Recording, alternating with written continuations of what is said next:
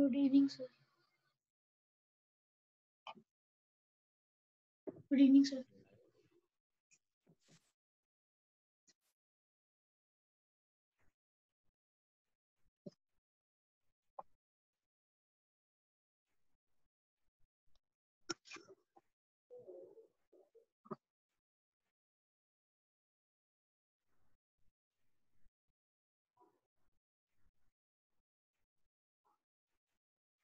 Sir हाँ sir अगले हफ्ते भी taste good evening sir.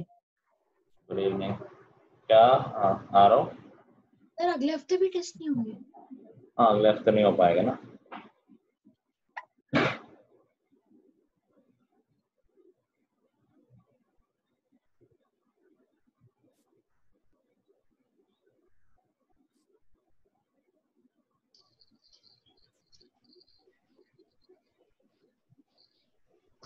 Good evening, sir. Good evening Manika. Good evening sir. Good evening, sir. Good evening. Good evening sir. Good evening. इस week कौन सा test है? इस वीक टेस्ट नहीं है ना, बताया था पहले। इसे मैं अभी एंटर हूँ, आई डोंट नो। क्या सर अभी ज्वाइन किया था ना, तो शायद सुना नहीं होगा। आवाज कम आ रही है।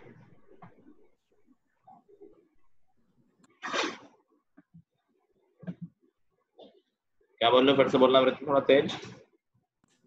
सर मैं कह रही थी कि जब आपने वो बताया था तब शायद मैंने ज्वाइन नहीं किया था, मैंने अभी अच्छा join अच्छा, किया। कोई बात नहीं।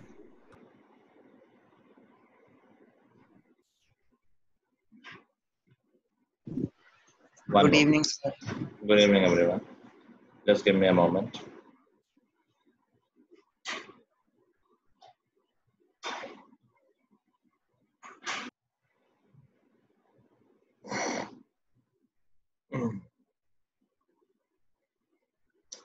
I think homework में मैंने 3 एक्सरसाइज दी थी। सर दो। कौन कौन से? Sir 7.3 and 7.4 and 7.4. Fourth final वही तो है ना? 4 हाँ। Sir, 7.5 भी है. ऑप्शनल होगी ना वो तो। Yes, sir. अच्छा अच्छा, ठीक है। तो आई थिंक क्वेश्चन तो हमने बहुत सारे वैसे कर लिए थे। बताओ ना लास्ट क्वेश्चन हमने क्या किया था क्लास में?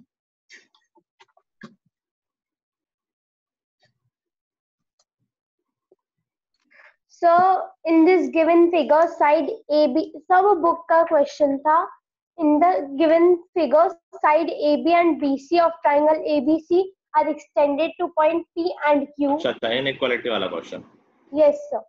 अच्छा ठीक है।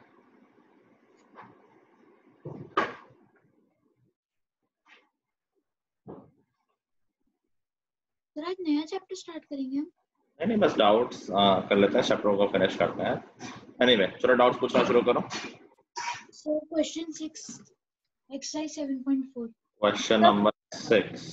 The question number 4, exercise. 7.3 से पहले पूछो। 7.3 में कोई डाउट? 7.4 और 5। क्वेश्चन नंबर 1 का D part and fourth. Sir, question number 4, 7.3. 7.3 question number 4। 4 से पहले तो कोई डाउट नहीं है। क्वेश्चन नंबर 1 का डी पार्ट। 1 का डी पार्ट। अगर ए बी सी हो गया तो फिर तो डी में कोई इशू नहीं है। देखो कह रहा है A B is perpendicular A P is perpendicular bisector of B C. अभी ऊपर देखो हम ऑलरेडी प्रूव कर चुके हैं कि ए पी एंगल ए को बाइसेक्ट करता है। Yes sir. Angle B A P और angle C A P equal होंगे। Yes sir. A B D और ए सी डी को ऑलरेडी कॉन्ग्रुएंट प्रूव कर चुके हैं, तो ए बी और ए सी इक्वल होंगे। Yes sir. और ए पी कॉमन साइड है। Yes sir. तो ये दोनों ट्रायंगल कॉन्ग्रुएंट हो गए, ए बी पी और A C P. Yes sir. और अगर ये दोनों ट्रायंगल कॉन्ग्रुएंट हो गए तो फिर ए पी बी और A P C angle equal हो जाएंगे। Yes sir. तो दोनों 90 हो जाएंगे, कि दोनों का सम 180 है ना। बाय सीपीसीटी नहीं सम 180 और दोनों एंगल, हाँ बाई सीपीसीटी दोनों एंगल इक्वल है। Okay sir. Okay sir. ठीक है चलो next is question number 4। Question number 4 कह रहा है कि BE and CF are two equal altitudes of a triangle ABC using RHS. Prove ABC is isosceles triangle. एक सिमिलर क्वेश्चन हमने किया था, बट बस मैंने ऑल्टीट्यूड वर्ड नहीं यूज किया था, मैंने यूज किया था कि परपेंडिकुलर खींचा गया है। बात एक ही, वो ऑल्टीट्यूड ही था, और क्वेश्चन देखोगे तो परपेंडिकुलर खींचा है मैंने वर्टेक्स से अपोजिट साइड पे। ऐसा क्वेश्चन हमने किया था क्लास में। एनीवे देख लेते हैं। तो इट सेज कि एक ट्रायंगल है ABC, जिसमें BE और CF इक्वल ऑल्टीट्यूड्स हैं, BE and CF. This is BE, this is CF. ठीक है, ऑल्टीट्यूड है और दोनों की लेंथ भी इक्वल दे रखी है कि BE is equal to CF है। हमें प्रूफ करना है कि यार ABC आइसोसेलेस ट्रायंगल है। इसको प्रूफ करने के दो तरीके हैं, या तो मैं प्रूफ कर दूं कि साइड AB और साइड AC इक्वल है, प्रूफ हो जाएगा आइसोसेलेस है। अगर मैं AB और AC को इक्वल प्रूफ कर दूं, है ना। कोई और तरीका भी है? साइड इक्वल कैसे प्रूव हो सकती है, क्या प्रूफ कर दूं? और एंगल वेरी गुड। अगर मैं यही प्रूव कर दूं कि एंगल ABC और एंगल ACB इक्वल है, तब भी प्रूव हो जाएगा कि दिस इज आइसोसेलेस ट्रायंगल। ठीक है, अब देखो मैंने साइड क्यों नहीं ली, क्योंकि जो इंफॉर्मेशन मुझे गिवन है ऑल्टीट्यूड और इक्वल, वो हमारे रिक्वायर्ड ट्रायंगल के साइड नहीं है। जैसे AB is not the side of, तो हमारे लिए जो इंपॉर्टेंट ट्रायंगल हो जाएंगे इंफॉर्मेशन के हिसाब से, वो हो जाएंगे BEC और BFC। उन्हीं में हमें इंफॉर्मेशन पता है ऑल्टीट्यूड के बारे में। अब AB और AC इससे तो निकल नहीं पाएंगे CPCT, लेकिन इन ट्रायंगल्स में हमारे वो एंगल इंक्लूडेड हैं जो अगर इक्वल प्रूव जाए तो भी बात बन जाएगी। देखो BCE में एंगल ये वाला आ जाएगा, C वाला, और CBF में ये वाला एंगल आ जाएगा। ठीक है, तो हमारी कोशिश अब ये है कि अब इन दोनों ट्रायंगल्स को कॉन्ग्रुएंट प्रूव कर दें। इन दोनों ट्रायंगल्स को, triangle BCE and triangle CBF। ठीक है, और इनको प्रूव करना काफी आसान है, क्योंकि साइड ऑलरेडी इक्वल दे रखी है, BE is equal to CF। मैं शॉर्ट में लिख रहा हूँ, लिखना नहीं है ऐसे। Angle E is equal to angle F, दोनों 90 है, और BC साइड कॉमन है विच इज हाइपोटेन्यूज। तो ये क्या लग गया यहाँ पर क्राइटेरिया? RHS लगा देते, 90 degree angle, hypotenuse and one side. तो भाई RHS क्राइटेरिया ये दोनों ट्रायंगल कॉन्ग्रुएंट हो गए, और अगर ये दोनों ट्रायंगल कॉन्ग्रुएंट है तो बाई CPCT हम एंगल्स के बारे में कह सकते हैं। अगेन मैं शॉर्ट में लिख रहा हूँ, तुम लोग मत लिखना, पूरा नाम लिखना। एंगल B और एंगल C इक्वल है बाई CPCT, और अगर angle B and angle C इक्वल हो जाते हैं so we can say AB and AC will be equal, और ये ट्रायंगल हो जाएगा isosceles triangle. Note it down.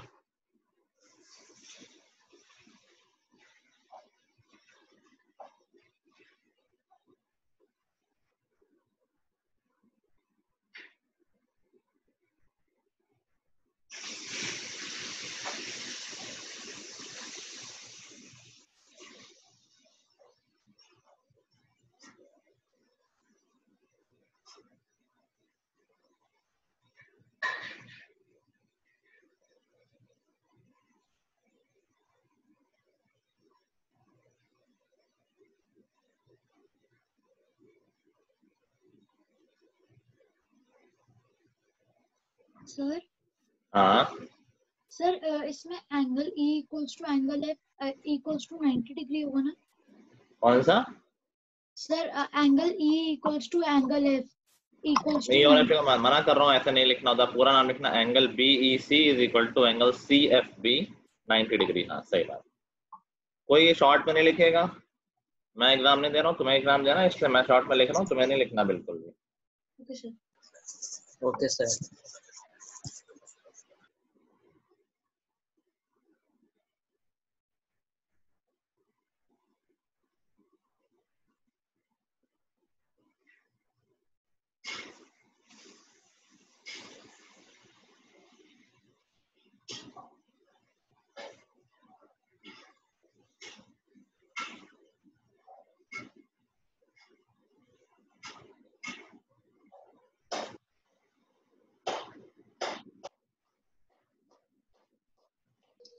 Sir लिख लिया।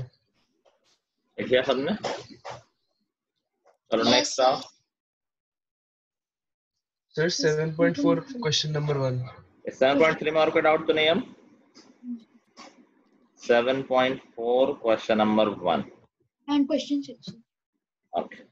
अब देखो 7.4 क्वेश्चन में देखो 7.4 पूरी एक्सरसाइज बेस्ड ऑन इनइक्वालिटीज है। तो इनइक्वालिटीज हमें दो तरह की हमने पढ़ रखी हैं। एक तो एंगल और साइड का रिलेशन, कि जो एंगल बड़ा होगा उसके अपोजिट साइड बड़ी होगी, और एक सम ऑफ साइड्स वाला, कि sum of two sides is greater than side side. इसी पे बेस्ड सारे क्वेश्चन होंगे। और हमेशा जनरल बात ध्यान रखना कि जब भी हमें एंगल को प्रूव करना होगा तो हम साइड की हेल्प लेंगे। तो फोकस करो कि साइड्स में रिलेशन आ जाए, और जब भी हमें साइड्स को प्रूव करना होगा हम एंगल्स की हेल्प लेंगे। ठीक है? तो कह रहा है show that in a right angle triangle the hypotenuse is the longest side. अच्छा, ये इनइक्वालिटी हमेशा वैलिड होती है दो साइड्स के बीच में। अभी लॉन्गेस्ट है तो ये तीन साइड के बीच में कंपैरिजन हो गया बेसिकली। तो हम इनइक्वालिटी को दो बार लगाएंगे इंडिविजुअली, यानी एक साथ लगा दिया कि ये बिल्कुल वैलिड बात नहीं कि ये सबसे बड़ा एंगल है तो सबसे बड़ी साइड होगी, बात खत्म हो गई। ऐसे नहीं करना है। इनइक्वालिटी कंपेयर करती है दो साइड्स को। तो पहले हमने कहा कि हमें ये तो पता है एंगल बी 90 है, और हमें ये भी पता है कि यार बाकी दोनों एंगल 90 से कम ही होंगे क्योंकि उनका सम 90 है। कितने भी हों उससे मतलब नहीं, लेकिन कम तो होंगे, ये हमें पक्का पता है। तो जो हम सिर्फ ध्यान दे रहे हैं इन दोनों एंगल पे, बी और सी पे, तो हम कह सकते हैं एंगल बी, अब मैं शॉर्ट में लिख रहा हूं, is greater than angle C. अब हमारी थ्योरम क्या कहती है? इससे हम क्या कह सकते हैं? AC is the longest side. नहीं, AC is longer than AB. Very good. AC AB से बड़ा, ये हम कह सकते हैं। अभी हमें तीसरी साइड से भी बात नहीं हुई है। फिर हमने कहा सेम काम हम यही कंपैरिजन करते हैं बी और ए के बीच में। ये भी तो अपोजिट एंगल है। हमें ये भी पता है कि जो एंगल बी होगा वो एंगल ए से भी बड़ा होगा। Yes. कोई 90 एंगल दूसरा तो हो नहीं सकता, 90 तो छोटा ही होना है। तो उससे भी मालूम चल जाएगा कि जो AC है that will be greater than BC. BC। अब इन दोनों ऑब्जर्वेशन हमने कहा AC AB से भी बड़ा है, AC BC से बड़ा है, तो दोनों से बड़ा हो गया। So by these two we can conclude कि AB जो कि हाइपोटेन्यूज है, sorry AC which is the hypotenuse is the longest side of the right angled triangle। ठीक है?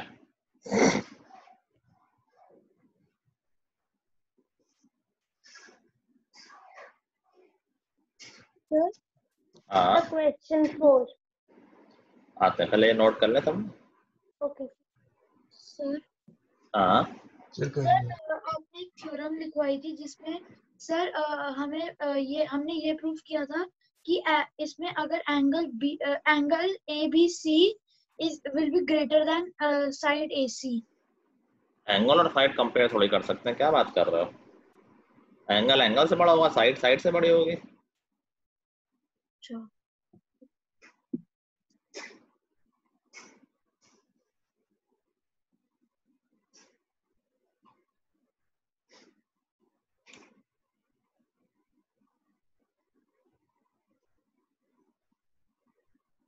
देख लिया सबने?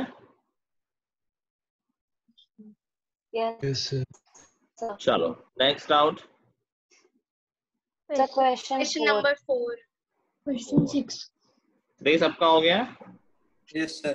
Yes, sir. हमने होमवर्क किया है ना? कुछ लोग तो होंगे यार, किसने नहीं किया होमवर्क? सबने कर रखा है, कोई भागा ये देख के। श्रेयांश ने मीटिंग छोड़ दी। हाँ श्रेयांश ने मीटिंग छोड़ दी जैसे आपने पूछा। हाँ, समझ गया मैं।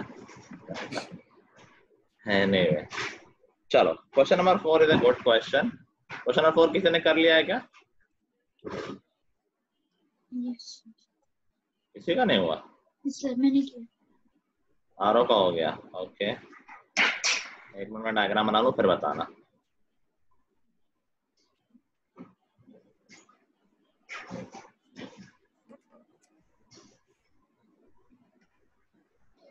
कुछ इस तरह का डायग्राम है।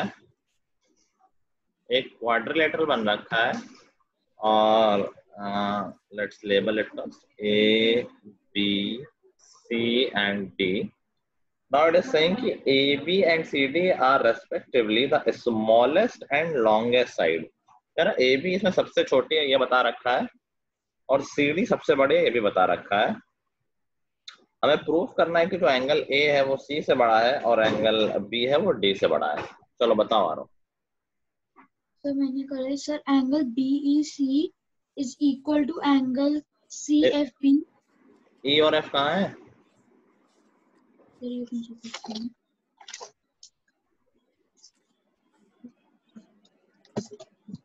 हाँ कॉपी कर लिया? नहीं सर कॉपी नहीं करा। हाँ। सर 7.3 का बता। तो 2 नोटबुक्स बनाई थी ना इसके। क्या? तो 2 नोटबुक्स में करा था। दोनों? इतना बड़ा सवाल था, पूरी भर गई क्वेश्चन में? नहीं सर, हाँ पेजेस कम थे ना। बताओ जल्दी बताओ। सर वी कैन सर मैंने लिखा है BC is greater than AB because AB is the shortest and AB angle क्या ग्रेटर है? DC? BC ठीक है। सर एंगल 2 एंगल सर मैंने एंगल 2 माना है सब B को। तो 2 का नाम बोल दो ना यहाँ पर। B is equal to angle 2। B is equal to C कहाँ से आ गया? उसने बोला B is equal to angle 2। तो मैंने B माना। अच्छा पूरा नाम बोल दो, अभी ताकि कंफ्यूजन ना हो। ABC बोल दो ना उसको। अच्छा सर ABC को मैंने एंगल 2 माना है और सर एंगल 3 माना है मैंने D को। चलो मैं लिख देता हूँ। चलो तो सर मैंने फिर angle D is greater than AD। Angle D is greater. अब एंगल और साइड थोड़े कंपेयर होते हैं भाई, क्या कर रहे हो? कोई एंगल किसी साइड से बड़ा होगा तो इस बात का कोई मतलब है क्या? एंगल एंगल से बड़ा होगा ना। तो मेरा गलत कह रहा है। कोई बात नहीं, राइट। और कोई?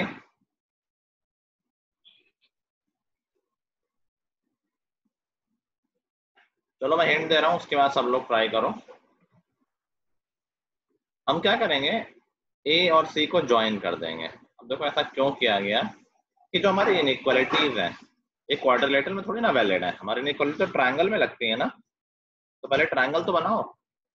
ए सी को ज्वाइन कर दिया है, अब इनइक्वालिटी लगाओ। देखो अभी कुछ मे बी अब समझ में आया। करो सब लोग।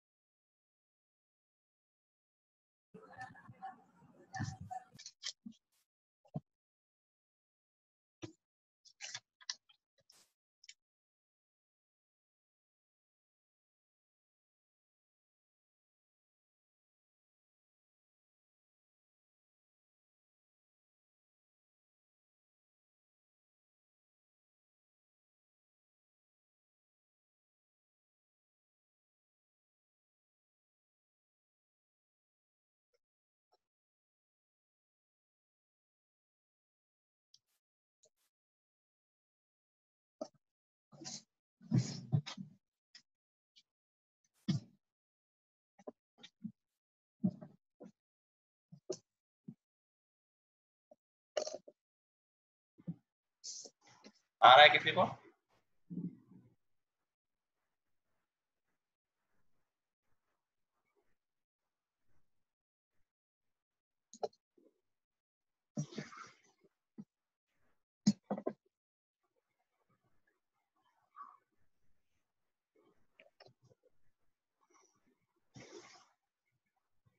सर B जो है वो राइट एंगल नहीं है ना? नहीं ऐसा कुछ नहीं पता है ना। ओके।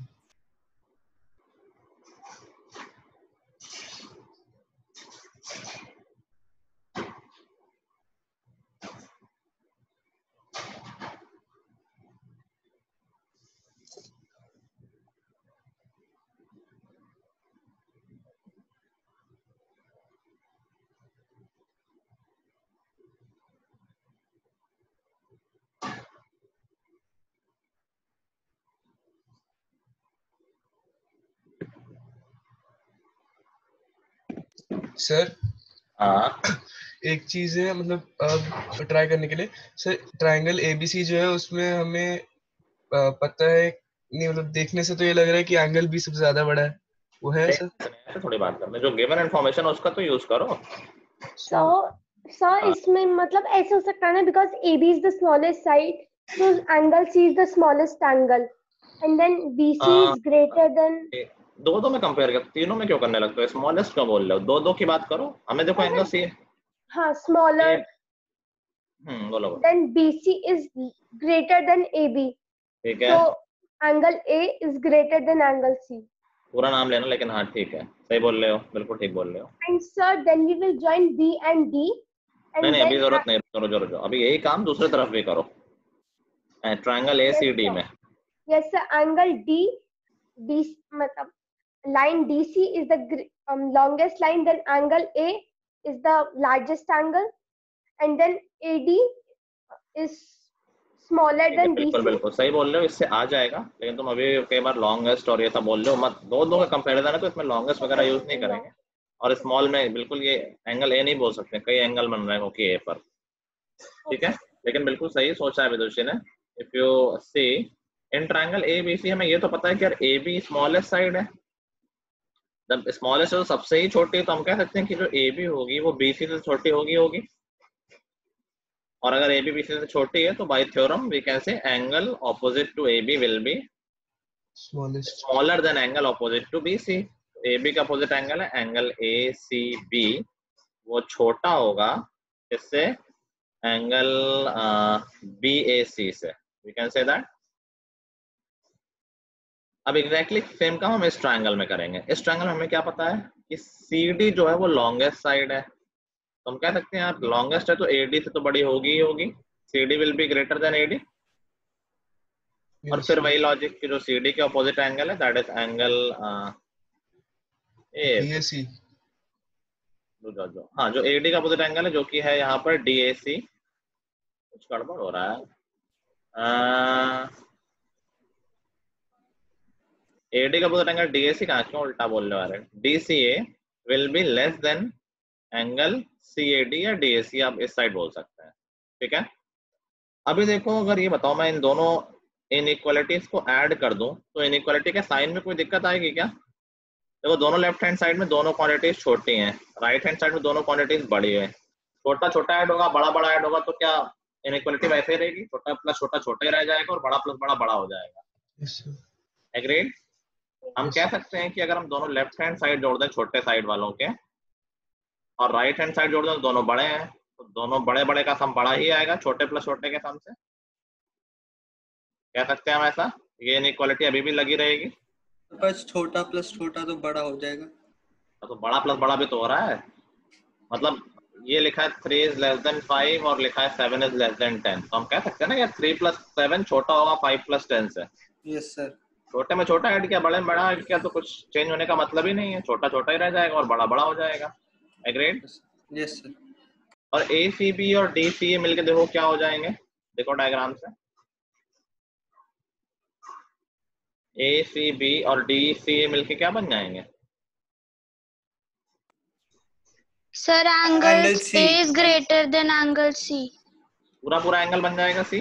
अभी मैं शॉर्ट में लिख रहा हूँ, क्वेश्चन में भी लिखा हुआ है, पूरा एंगल C बन जाएगा। ACB ये हो गया और DCA ये हो गया, दोनों को ऐड करोगे तो पूरा एंगल बन जाएगा, ठीक है। और ये छोटा होगा, अब इन दोनों को ऐड करो, देखो डायग्राम में क्या बन रहा है, BAC और एंगल A ये एंगल A बन जाएगा। हो गया, ये प्रूफ करना था हमें। Yes sir. ऐसे ही कुछ और भी प्रूफ करना था, B और D में रिलेशन प्रूफ करना था, वो कैसे प्रूफ हो जाएगा? सब B और D में लाइन ज्वाइन कर देंगे, सेम काम करना है, बस इस बार B और D को ज्वाइन कर देंगे और उन दोनों ट्रायंगल्स पे यही इनइक्वालिटीज अप्लाई कर लेंगे। कर लोगे खुद से इसको? Yes sir. ठीक है, नेक्स्ट। Sir question 6। क्वेश्चन 6 से पहले कोई डाउट है किसी का? फिर 5th में डाउट नहीं है ना? वो तो पूछ लो, ये नहीं तो ना कोई नहीं पूछ रहा तो मैं भी कैसे पूछूं? अब श्रेयांश ने तो किया ही नहीं है, वो क्या पूछेगा? चलो क्वेश्चन नंबर 6 देखते हैं। थोड़ा सा सर आपने मेरा नाम लिया क्या? नहीं, तुमने भी नहीं किया है क्या? नहीं सर, मैंने किया इसलिए मैंने पूछा कि अच्छा मुझे नहीं लगा आप मुझे बोल रहे हो। हाँ, जिन्होंने नहीं किया होता उन्हीं को लगता है, मुझे लग रहा है। चलो किया होगा, गुड। हाँ पहले तो क्या क्वेश्चन समझ में आया, क्या लिखा हुआ है क्वेश्चन नंबर 6 में? सर आई गेस इसमें समझने में ही प्रॉब्लम हो रही होगी, क्या लिखा हुआ है। Show that of all line segments drawn from a given point not on it the perpendicular line segment is the shortest. Of course language थोड़ी ठीक ठीक नहीं, बहुत अच्छी नहीं है, इसलिए समझ में कम आ रहा होगा। बेसिकली कह रहा है कि यार कोई किसी लाइन सेगमेंट पे किसी पॉइंट से, जो कि लाइन सेगमेंट पे नहीं है, मतलब बाहर कहीं है, मान लो ये पॉइंट है, तो इस पॉइंट की इस लाइन सेगमेंट से जो शॉर्टेस्ट डिस्टेंस होगी वो इस लाइन पे परपेंडिकुलर होगी। मतलब क्या है कि यार इस गिवन पॉइंट से इस लाइन के डिस्टेंस बहुत तरीके से निकाल सकते हैं। कोई कह रहा है यार यहाँ से यहाँ ज्वाइन कर दिया, दिस इज अ डिस्टेंस, हाँ भाई कह तो सकते ही हैं, दिस इज अ डिस्टेंस, ठीक है, दिस इज अ डिस्टेंस, ठीक है, and this is also a distance. अब हमें ये प्रूफ करना है कि जो अच्छा ये सारे डिस्टेंस अलग अलग होंगी, कोई छोटी होगी Yes, कोई sir. बड़ी होगी, तो क्वेश्चन कह रहा है कि प्रूफ करो कि जो शॉर्टेस्ट डिस्टेंस होगी वो परपेंडिकुलर होगी। क्वेश्चन आ गया समझ में? yes, sir. Yes, sir. ठीक है, जैसे हमें यहाँ कोचिंग से घर जाना है, तो जिसको जल्दी जाना होता है वो सीधा जाता है एकदम परपेंडिकुलर डायरेक्शन में। कुछ लोग होते हैं उन्हें टाइम पास करके जाना होता है कि अरे घर जाके क्या करेंगे, तो ऐसे घूम घूम के दूसरे टावर में जाके नीचे ऊपर ऐसे जाते हो तुम लोग कई बार,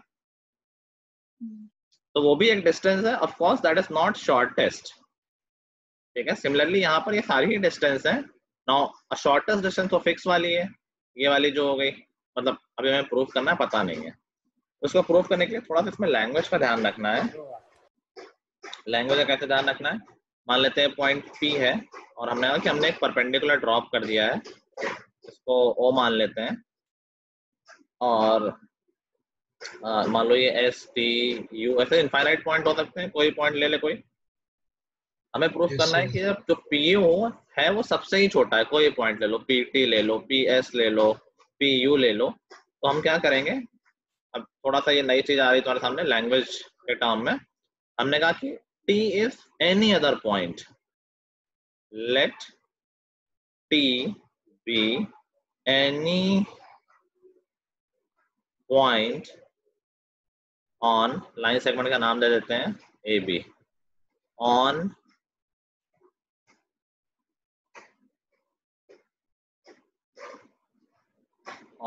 AB except O। ये जो T है वो कोई भी पॉइंट है O को छोड़ के। तो देखो मैंने अब सारे पॉइंट्स की बात कर ली है, बात समझे?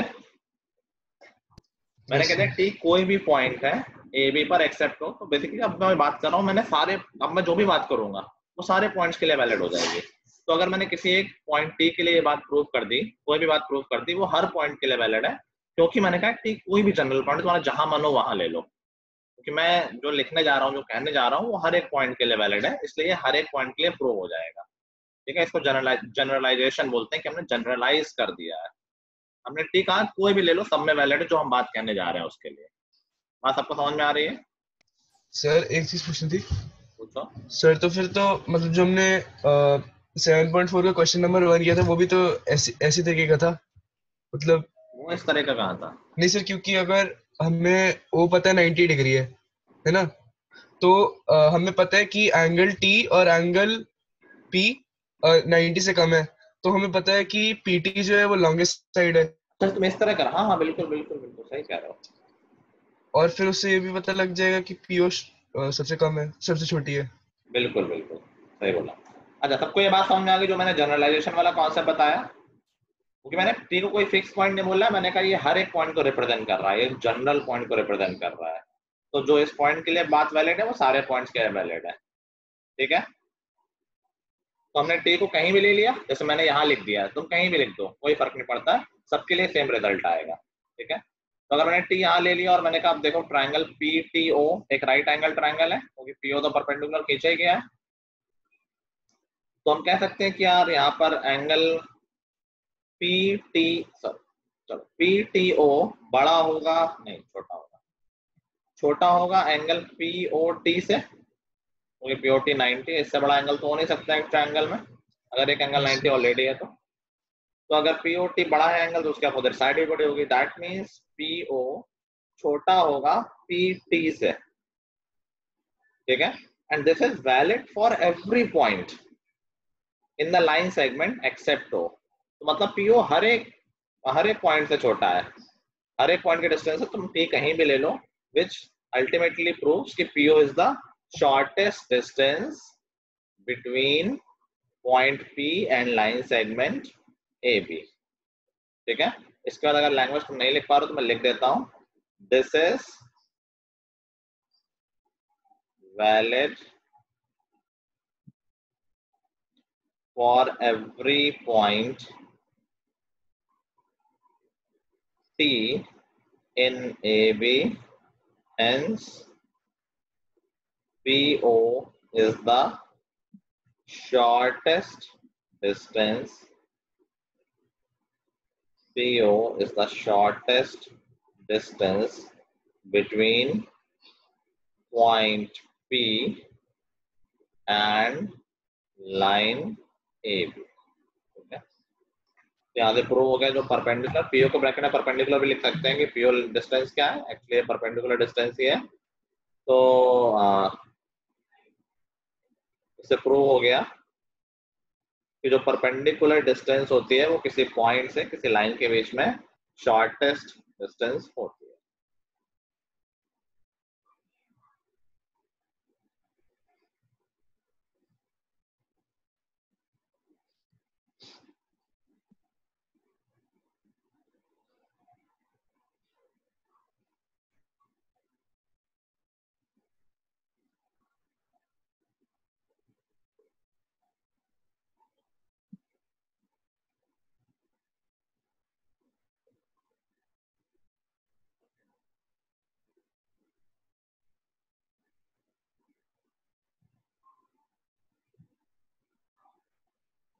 सर लिख लिया। हो गया सबका? No sir. No sir. Okay no sir. Okay,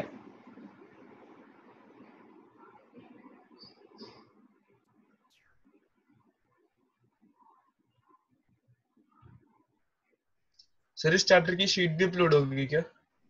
नहीं कोई जरूरत नहीं है, मैंने बार बार कहा है कि एनसीईआरटी बहुत अच्छे से कर लेना।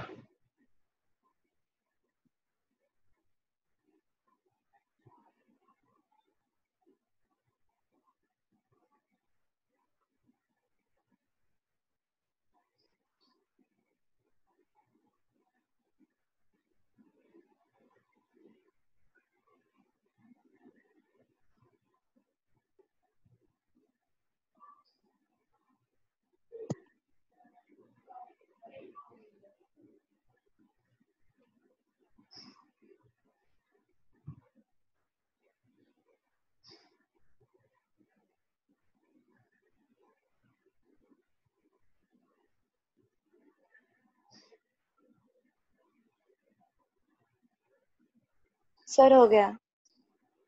ठीक है, और कोई भी कर रहा है? 2 minutes more। क्या? सर बस 2 seconds और। हाँ आराम से करो, कोई भी नहीं, अपना चैप्टर तो हो ही गया है।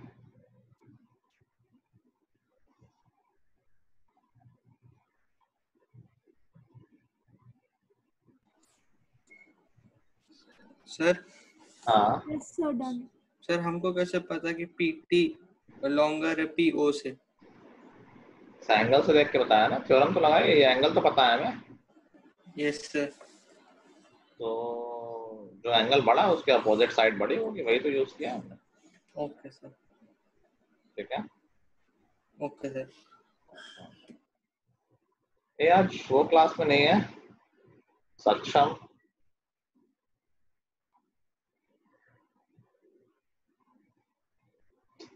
चलो एनीवे हमारा चैप्टर ओवर हो गया है, और ये चैप्टर फाउंडेशन में ऐसा ज्योमेट्री एक्चुअली आती नहीं है, फ्यूचर में जो कंप्यूटर एग्जाम होता है उसमें ज्योमेट्री वगैरह नहीं आती है, सिर्फ बेसिक्स पता होने चाहिए कि कहीं फिगर में यूज हो रहा हो, तो मैं कुछ वो इंफॉर्मेशन बता देता हूँ जो हमारे पुराने बच्चों को ऑलरेडी पता होंगी या मे भी भूल भी गए हो। सबको याद है हमने पहले बात की हुई है सर्कम सेंटर, ऑर्थो सेंटर, इन सेंटर, सेंट्रॉइड। सर ये वर्ड्स याद हैं पर सर क्या? वर्ड्स याद है सर, इनमें से हाँ थोड़े सर। थोड़े। भाई वर्ड का क्या करोगे, चार डालोगे जब कुछ पता ही नहीं क्या होता है वर्ड। सर सेंट्रॉइड तो सर वो होता है जो ट्रायंगल के बीच में होता है। चलो अभी मैं बता देता हूँ, तो ये सारे एलिमेंट्स याद कर लो क्योंकि एज आई टोल्ड कि चैप्टर वैसे नहीं आना है as part of geometry, but बीच में कभी कभी ये टर्म आ जाएंगे क्वेश्चंस में, तो उसको पता होना चाहिए। जो इम्पोर्टेंट ये सब सिलेबस का पार्ट नहीं है, हमारे एक्स्ट्रा पार्ट है। जो इम्पोर्टेंट लोकेशन है, कुछ कुछ इम्पोर्टेंट पॉइंट्स है ट्रायंगल के एलिमेंट्स है, उनको हम बात कर लेते हैं। जैसे सेंट्रॉइड। एग्जाम में आ सकता है क्या? क्या बोलते? ये सब क्या स्कूल के एग्जाम में आ सकता है? नहीं, स्कूल में नहीं आएगा। सेंट्रॉइड क्या होता है, किसी को याद है? सर जो ट्रायंगल का मिडल होता है शायद से, सर शायद से ट्रायंगल का मिडल कैसे, मतलब एरो फेंक के मारते हैं जहाँ एकदम बीचों बीच लग जाए? नहीं सर, उसके सर जो वो होते हैं सर, नाम याद नहीं आ रहा है सर उनको। तीनों साइड से जो इक्वी डिस्टेंट हो।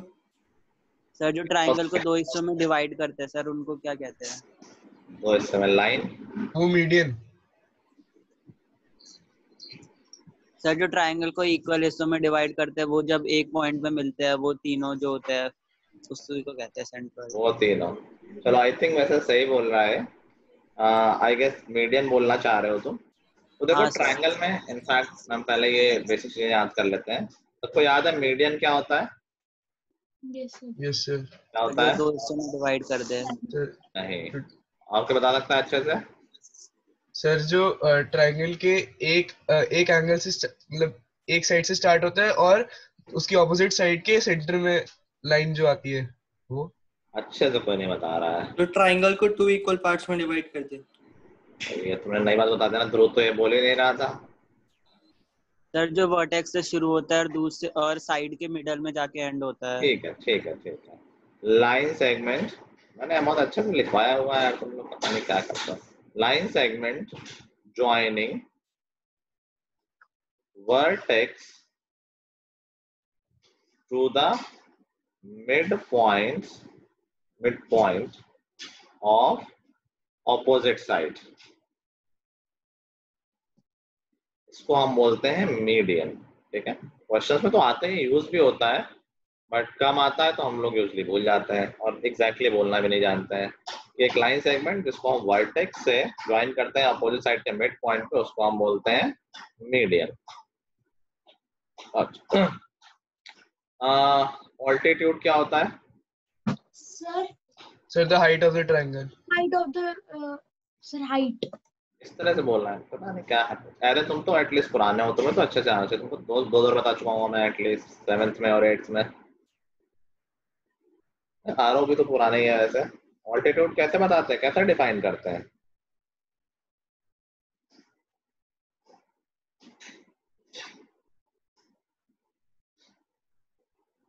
Perpendicular drawn from the vertex to the opposite side।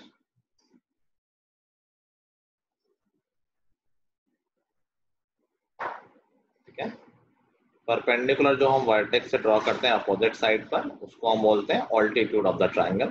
तो मीडियन की एक खास बात है कि they are always inside the triangle. Median कभी ट्रायंगल से बाहर नहीं जाते हैं, ऑलवेज इनसाइड। बट क्या ऑल्टीट्यूड बाहर जा सकता है? Yes sir. Altitude can be outside the triangle and it happens in the case of obtuse triangle। Yes, जैसे ये ट्रायंगल है, इसमें अगर मैं इस वर्टेक्स से अपोजिट साइड पर परपेंडिकुलर खींचना चाहूंगा तो ऑफ कोर्स वो ट्रायंगल के अंदर नहीं आएगा। Then we'll have to extend the side। तो परपेंडिकुलर कुछ ऐसा गिरेगा and we have to extend the side to the backward to understand कि हाँ भाई ये परपेंडिकुलर है। तो ऑल्टीट्यूड मे बी इनसाइड और may be outside as per the triangle. ठीक है ठीक है। Yes, sir. Yes, sir. चलो next thing is perpendicular bisector, ये तो पता ही होगा।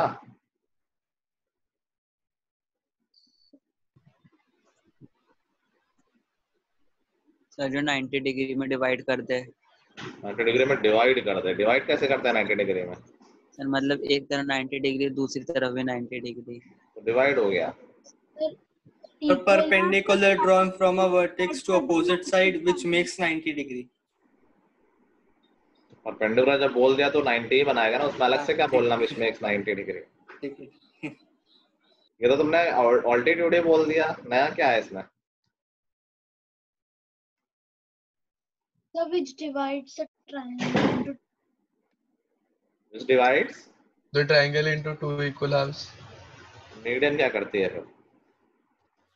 सर उसमें 90 डिग्री नहीं बनता ना साथ में।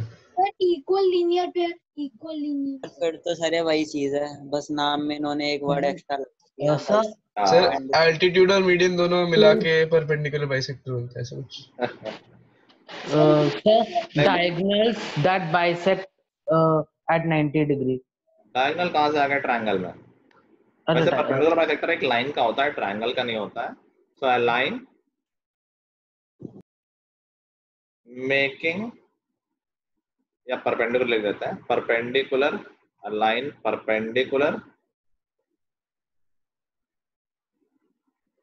to given line segment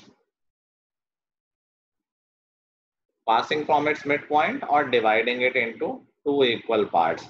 किसी लाइन सेगमेंट को, कोई लाइन जो दो इक्वल पार्ट में भी डिवाइड कर रहा हो और परपेंडिकुलर हो, उसको हम बोलते हैं परपेंडिकुलर बाइसेक्टर। नाम में यार परपेंडिकुलर मतलब परपेंडिकुलर होगा 90 डिग्री पर होगा और बाइसेक्ट भी करेगा, दो इक्वल पार्ट में डिवाइड करेगा, dividing it into two equal parts.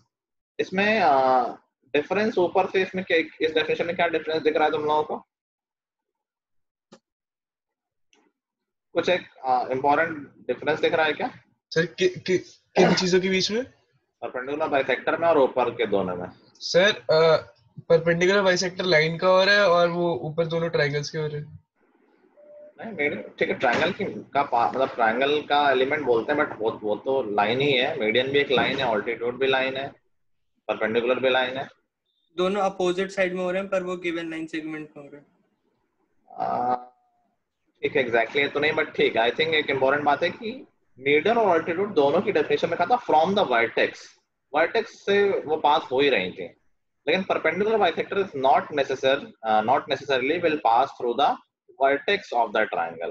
कोई भी ट्रायंगल है, परपेंडिकुलर खींचा तो हो सकता है वो वर्टेक्स से पास करे, हो सकता है ना करे, ठीक है। इन जनरल में तो वैसे भी करता नहीं है वो।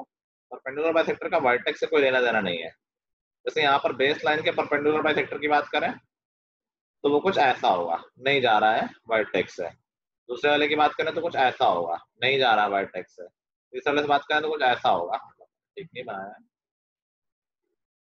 और हो सकता है वर्टेक्स से जा रहा हो या हो सकता है ना जा रहा हो, कुछ भी हो सकता है।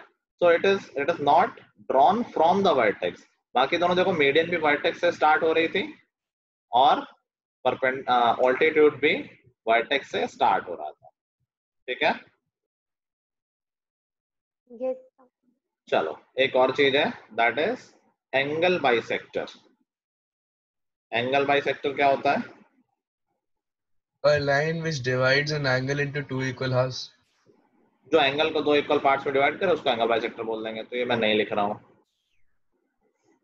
अब इसके बाद इसकी नेक्स्ट स्टेप, ये जो चारों चीजें हैं किसी ट्रायंगल में, मीडियन हो, ऑल्टीट्यूड हो, परपेंडिकुलर बाइसेक्टर हो या एंगल बाइसेक्टर है, if you draw it they all will always pass through same point। same point मतलब ये नहीं कि चारों सेम पॉइंट से जाएंगे। अगर एक ट्रायंगल में तीनों मीडियन खींचोगे तो तीनों मीडियन एक पॉइंट से पास करेंगे। अगर तीनों ऑल्टीट्यूड खींचोगे तो वो एक पॉइंट से पास करेंगे। अगर तीनों परपेंडिकुलर बाइसेक्टर खींचोगे तो वो एक पॉइंट से पास करेंगे, और तीनों एंगल बाइसेक्टर खींचोगे तो वो भी किसी एक पॉइंट से पास करेंगे। मैं ये नहीं कह रहा हूँ चारों सेम पॉइंट से पास करेंगे कि मीडियन, ऑल्टीट्यूड और परपेंडिकुलर बाइसेक्टर और एंगल बाइसेक्टर चारों एक ही पॉइंट से पास कर रहे हैं, ये बात नहीं हो रही है। जब तुम तीनों मीडियन खींचोगे तो वो एक पॉइंट से पास कर रहा होगा, ठीक है। तो इस पॉइंट का नाम से पॉइंट ऑफ इंटरसेक्शन या पॉइंट ऑफ कोइंसिडेंस था ना? आ रहे हैं उस पे भी आ रहे हैं। तो ये सबने नोट कर लिया? मैं नया स्लाइड खोल लूं? Yes sir. कोई नोट तो नहीं कर रहा है? चलो अब बात करते हैं कि एक तो इम्पोर्टेंट पॉइंट ऑफ कॉन्करेंसी। मैंने पहले भी बताया था कि जब three or more lines pass through same point, we say they are concurrent lines. कैसी लाइंस? ऐसी लाइन? कॉन्ग्रुएंट नहीं समझना, concurrent line. The line three और मोर लाइन्स, दो लाइन तो हमेशा सेम पॉइंट से जाती हैं। थ्री और more lines which passes through same point, which pass through same point, they are known as concurrent line, और उस पॉइंट को बोलते हैं पॉइंट ऑफ कॉन्कुरेंसी। ठीक है, अब इन सारे केसेस में सबके अलग अलग नाम होंगे। जैसे हम बात करें मीडियंस की, अगर तुम एक ट्रायंगल में तीनों मीडियन खींचोगे तो तीनों मीडियन किसी एक कॉमन पॉइंट के थ्रू जा रही होंगी, और उस पॉइंट ऑफ इंटरसेक्शन को हम क्या बोलेंगे? Point of concurrency. अरे वो तो है ही, मतलब और स्पेसिफिक नाम क्या बोलेंगे? ध्रुव को बताए क्या? सेंट्रॉइड। सेंट्रॉइड, ठीक बोला। The point meeting point of medians, or the point from where all the median passes, that is known as centroid. अगर हम किसी ट्रायंगल की तीनों साइड्स का परपेंडिकुलर बाइसेक्टर खींचें, then it will also pass through same point, and that point of concurrency is known as, let's say अगर किसी को याद है, किसी का तुक्का बैठता है, that point of concurrency is known as, एक बार रिपीट कर दीजिए। If we draw perpendicular bisectors of all three lines of a triangle, it passes through same point. The point of concurrency is known as, तो इसमें आप multiple choice दे दो, फिर पता नहीं। मैं आंसर ही दे देता हूँ, आता तो है नहीं। सरकम सेंटर। सेंटर देखा सर, पॉइंट सेकंड को हम, ईयर आता। अच्छा सरकम, तुमने सेंटर बोल दिया। इस पॉइंट को हम बोलते हैं सरकम सेंटर। अब सेंटर क्यों बुलाया था ये भी इंपॉर्टेंट है, क्योंकि सेंटर यूजुअली सर्कल का होता है। तो ये जो पॉइंट होता है, ये ट्रायंगल के तीनों वर्टिसेस से इक्वल डिस्टेंस पे होता है। जो सर्कम सेंटर होता है, दैट इज, और ये सब लिखते जाना, इंपॉर्टेंट चीजें हैं। Circum centre is equal distant from all the vertices. Centroid के लिए ट्रू नहीं है। सेंट्रॉइड बस, अच्छा पहले लिख लो, फिर सेंट्रॉइड में भी कुछ चीजें रह गई हैं, सब लिखते हुए जाना। कॉन्करेंट लाइंस और सर्कम सेंटर क्यों बोलते हैं? क्योंकि तीनों वर्टेक्स से इक्वल डिस्टेंस पे होता है। तो we can draw a circle here with circumcentre as centre, and it will pass through all the vertices. अगर हम सर्कम सेंटर को सेंटर मान के एक सर्कल ड्रॉ करेंगे, तो इट रेडियस ले लेंगे वर्टेक्स से distance, so it will pass through all the vertices. समझ गए बात को? सर हाँ सर, सरकम सेंटर और सेंट्रोइड कॉन्करेंट के पार्ट है। सर्कम सेंटर और सेंट्रॉइड ये कॉन्करेंट के अंदर ही आते हैं। हाँ, कॉन्करेंट तो एक जनरल चीज है कि कभी भी लाइनें सेम पॉइंट से पास कर रही हैं तो उसको कॉन्करेंट लाइंस बोलते हैं। तो दोनों कॉन्करेंट लाइंस तो हैं, और स्पेशल नाम भी है इनका। अगर परपेंडिकुलर बाइसेक्टर का पॉइंट ऑफ कॉन्करेंसी है, उसको हम सर्कम सेंटर बोलते हैं। मीडियंस का पॉइंट ऑफ कॉन्करेंसी है, उसको हम सेंट्रॉइड बोलते हैं। मीडियंस की एक प्रॉपर्टी और है, ये कई बार यूज होती है क्वेश्चंस में, कि medians divide each other in the ratio 2:1। Medians important है काफी। Medians divide each other in ratio of 2:1। 2 होता है वर्टेक्स वाले साइड की लेंथ, और 1 होता है साइड वाले साइड की लेंथ। जैसे यहाँ पर ये 2:1 हो जाएगा, ये 2:1 हो जाएगा। समझ गए बात को? तो 1 कौन सी साइड की लेंथ होते हैं? जो दो पार्ट होंगे ना मीडियन के, एक वर्टेक्स वाले साइड वाला पार्ट होगा और एक साइड वाले साइड वाला पार्ट होगा। जैसे ये वाला पार्ट साइड के पास है, ये वाला पार्ट वर्टेक्स के पास है, तो जो वर्टेक्स के साइड वाला पार्ट होता है वो डबल होता है।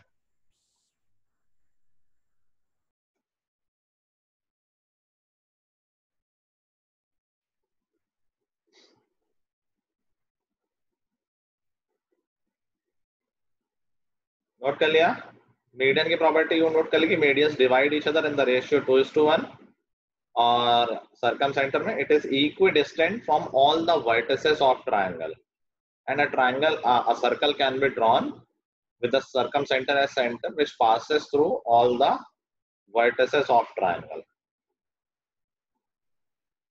यहीं से मैं एक छोटी प्रॉपर्टी और बताता हूँ परपेंडिकुलर बाइसेक्टर की। किसी भी लाइन का परपेंडिकुलर बाइसेक्टर हमेशा दोनों एंड पॉइंट से इक्वल डिस्टेंस पे होता है। ये भी एक इम्पोर्टेंट प्रॉपर्टी है, क्योंकि तो सारी चीजें जो हम कुछ अच्छा पढ़ रहे होते हैं, थोड़ा बड़ा इंपॉर्टेंट कॉन्सेप्ट या एक लेवल की चीजें पढ़ रहे होते हैं, तो ये सब बैकग्राउंड नॉलेज बहुत जरूरी है। मैं क्या कह रहा हूँ, किसी भी लाइन सेगमेंट का अगर हम परपेंडिकुलर बाइसेक्टर ड्रॉ करेंगे तो परपेंडिकुलर बाइसेक्टर पे पड़ने वाला हर एक पॉइंट इस लाइन सेगमेंट के एंड पॉइंट से इक्वल डिस्टेंस पे होगा। जैसे मैंने ये रैंडम पॉइंट ले लिया, this will be at equal distance from these two end points. ठीक है, ये रैंडम पॉइंट ले लो परपेंडिकुलर बाइसेक्टर पे, that will also be at equal distance from these two end points, and this can be proven with the help of congruency. See these two triangles, ये 90-90 है क्योंकि perpendicular bisector है, ये length और ये length equal है क्योंकि ये बाइसेक्टर है, और ये कॉमन साइड है। तो जब भी तुम कोई भी पॉइंट इस परपेंडिकुलर बाइसेक्टर पे पकड़ोगे हमेशा दो कॉन्ग्रुएंट ट्रायंगल बन जाएंगे, इसलिए CP/CTC की डिस्टेंस इक्वल आ जाएगी। तो इंपॉर्टेंट चीज टू नोट डाउन क्या है कि परपेंडिकुलर बाइसेक्टर पे पड़ने वाला हर एक पॉइंट जो लाइन सेगमेंट के एंड पॉइंट्स हैं उनसे इक्वल डिस्टेंस पर होता है। समझ के बाद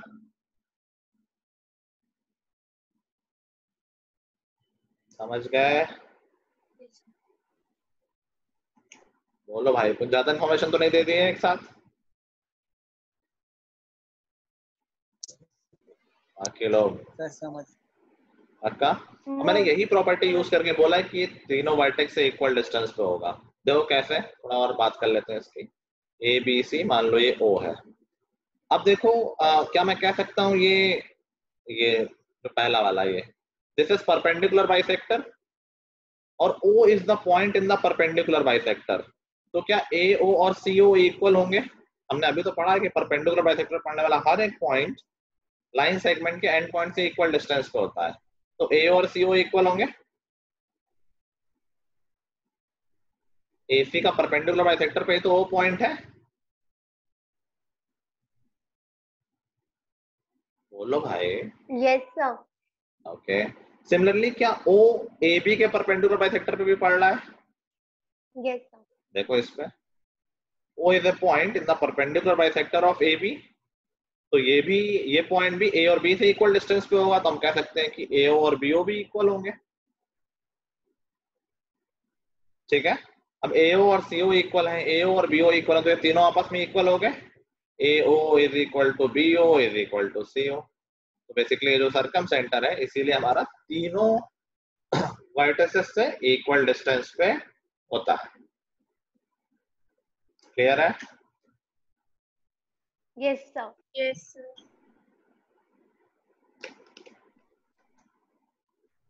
चलो आगे बढ़ते हैं कि अगर हम किसी ट्रायंगल के तीनों एंगल बाइसेक्टर ड्रॉ करेंगे, they will also pass through same point. Angle bisector पे आ गया हूं मैं, and that point of concurrency is known as incentre. लिख लो, जब एंगल बाइसेक्टर्स हम ड्रॉ करेंगे वो भी सेम ही पॉइंट से जाएंगे, सेम का मतलब किसी एक सेम पॉइंट से जाएंगे, and that point of concurrency will be known as in center। Sir आप एक बार फिर से प्रॉपर डेफिनेशन आप रिपीट कर सकते हैं? The point of concurrency या point of intersection of angle bisectors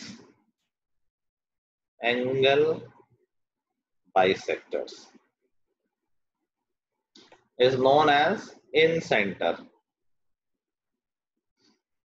अब इन सेंटर ये भी एक सेंटर है, दैट मीन्स हम एक सर्कल ड्रॉ कर सकते होंगे। हाँ, ड्रॉ कर सकते हैं। बेसिकली जो इन सेंटर होता है that is equidistant from all the sides. Different है ये। वो था जो सर्कम सेंटर था वो सारे वर्टेक्स से इक्वल डिस्टेंस पे था। हमारा जो इन सेंटर है वो सारी साइड्स से इक्वल डिस्टेंस पे होगा, इसीलिए ये सारी साइड्स को टच करते हुए जाता है। समझ गए सब लोग बात? जो हमारा इन सेंटर होगा that is equi distant from all the sides. यहाँ डिस्टेंस की बात हो रही है साइड से, लाइन से, वहां डिस्टेंस की बात हो रही थी पॉइंट से। इसीलिए when we will draw a circle with incentre as centre और रेडियस ले लेंगे सेंटर और किसी भी एक साइड के डिस्टेंस, तो वो सर्कल तीनों साइड्स को टच करता हुआ जाएगा।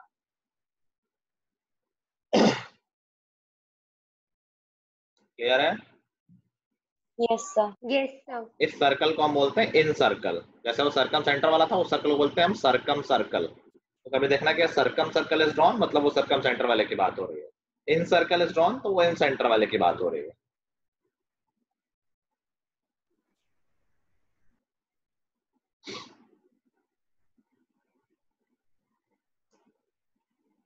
एंड द लास्ट थिंग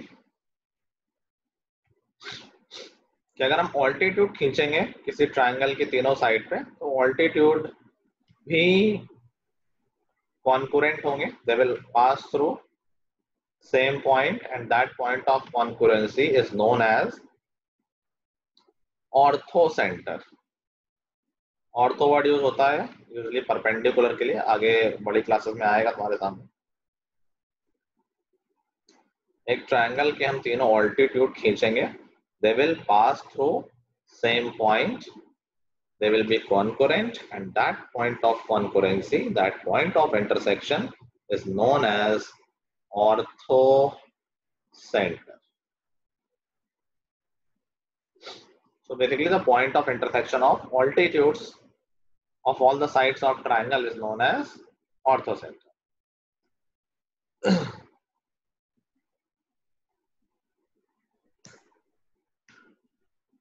ऑर्थोसेंटर कभी ट्रायंगल के अंदर होता है, कभी ट्रायंगल के बाहर भी हो सकता है, क्योंकि जब ऑल्टीट्यूड बाहर हो सकता है तो ऑर्थोसेंटर भी बाहर हो सकता है। ना एक अच्छा क्वेश्चन कई बार बीच बीच में उठ जाता है, कहीं मिक्स होके आ जाता है। कैन यू टेल कि कोई ऐसा ट्रायंगल या कोई ऐसी कंडीशन है कि ऑर्थोसेंटर जो हमारा हो वो ट्रायंगल में ही लाई कर जाए? Can you think about any such triangle कि ऑर्थोसेंटर ट्रायंगल के ऊपर ही आ जाए, बाहर ना हो ना अंदर हो?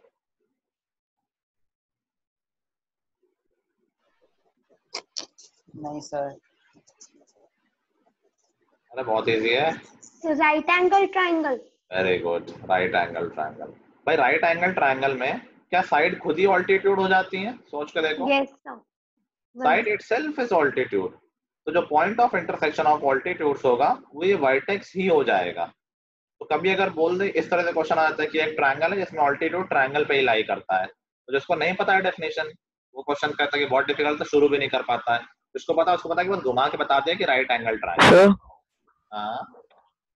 सर मैं अभी ज्वाइन हुआ हूँ, सर मैं लेट हो गया था आज, नेट नहीं आ रहा था सर। तो अभी क्या कर सकते हैं, क्या चाहते हो? सर क्या कराया था ऐसे अभी तक आपने? डाउट्स क्लियर किए हैं सारे और अभी कुछ एक्स्ट्रा पढ़ा रहा हूँ, तो रिकॉर्डिंग ही देखनी पड़ेगी तुम्हें। मैं होपफुली 6:30 तक डाल दूंगा रिकॉर्डिंग, तो देख लेना। हाँ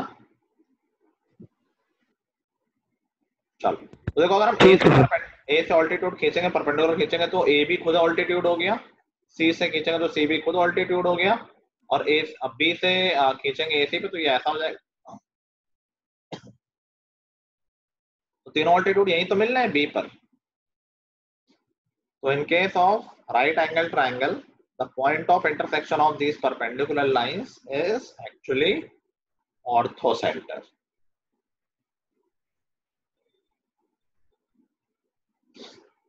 ठीक है?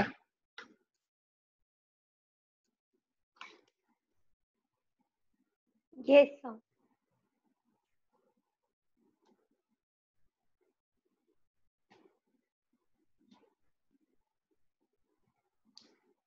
चलो एक और इंपॉर्टेंट चीज अब बन जाती है कभी कभी ज्योमेट्री में। लेट्स सी, अगर हम राइट एंगल ट्रायंगल में